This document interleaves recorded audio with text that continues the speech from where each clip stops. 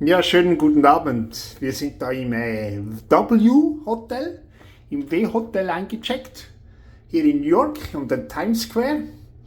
Und jetzt gibt es da eine kleine Roomtour durch mein Zimmer. Hier ist der Eingangsbereich hier. Dann die Garderobe hier. Hat eigentlich alles, Bademantel,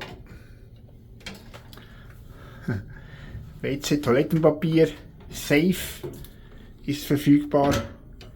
Hier Bügeleisen, Bügelbrett, alles eigentlich hier. He? Dann kommen wir gleich in den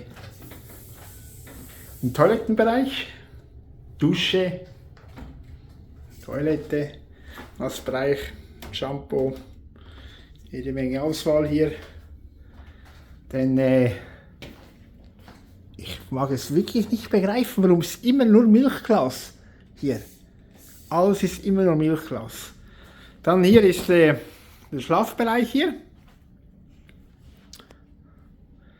Haben wir da eine kleine Minibar, also Wasser aus Zimmer, da verschiedene Snacks zur Verfügung. Wie auch hier den Arbeitsbereich.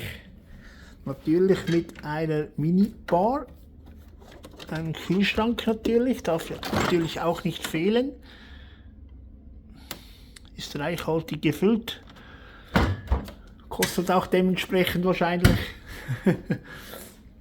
Ja, aber das allergrößte hier, mit Fernsehen ausgestattet, aber das allergrößte hier, das zeige ich euch jetzt gerade, das ist die Aussicht hier. Ich bin auf dem 34. Stockwerk.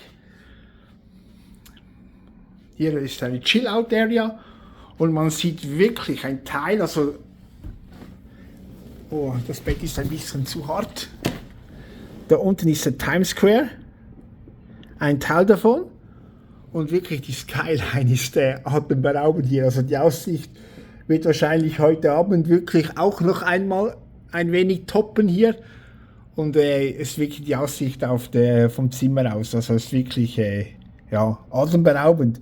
Obwohl ich nicht genau die ganze Times Square sehe hier, nur einen kleinen Teil davon, also den Schlussteil eigentlich. Aber ja, die Leuchtreklamen und so genügen eigentlich schon und ja, dementsprechend die Skyline, ja, lässt sich nicht zu wünschen über hier. Ja, das ist eigentlich das Zimmer hier, das ich bis Freitag gebucht habe.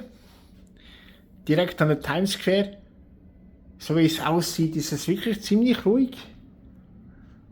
Wird wahrscheinlich am Abend auch schön ruhig sein, das ist schalldicht, wahrscheinlich die Fenster, aber ja, ist wirklich ein schönes Zimmer und man wird es hier genießen, die 4, 5 Tage und dann sieht man sich. Tschüss, danke.